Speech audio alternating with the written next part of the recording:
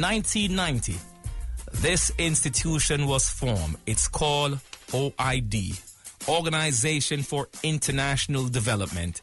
A humble soul from the Bronx, New York. His name is Dr. Roy Street.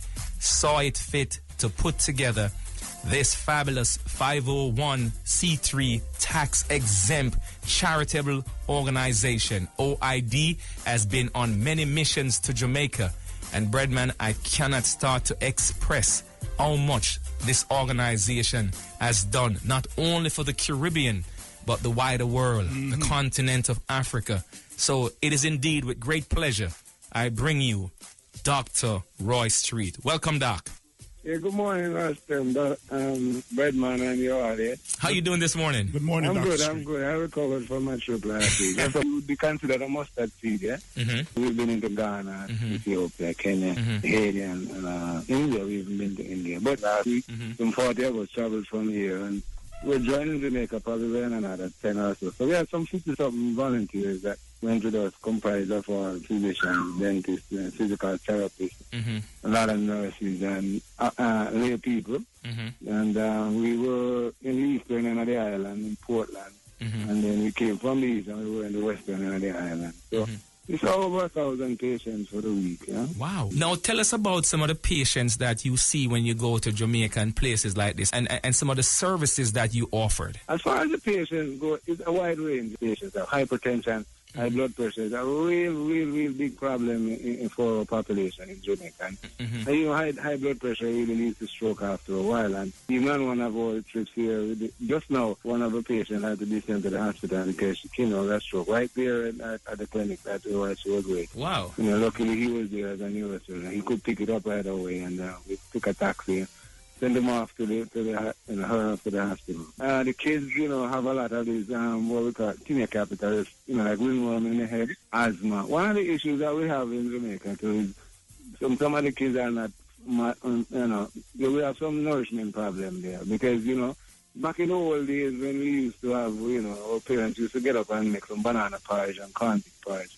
Now they're giving them these bag juice and things to drink, you know. So, you know, you find that, you know, they have some nutritional issues. And even from in my era, in the oral cavities, you know, in the mouth, you find them with a lot of cavities and stuff, a lot of these patients. But one of the interesting things, just for me to back up in terms of where we were, in terms of the logistics, because we were up in the Maroon communities up in Moortown. I'm sure you audience is familiar with these communities. You know, we have the one in Moortown, there's one in Charlestown. And, you know, the one we went to in it's not in St. James, not formal in St. James anymore, because back in, since it's Black History Month, you know, we have to just reflect on that. That group of children, the Maroons, were actually defeated by the British and they were sent to Nova Scotia. And a number of them were sent over to Sierra Leone anyway. But so we basically covering those communities. And we find that particularly in the Moortown region, it is really high up in the mountains there with Nanny, actually. And he was the leader there. She was the leader there. But if we find the sickest patients in those areas, because they are much farther away from the clinic, the hospital, which is in Port Antonio.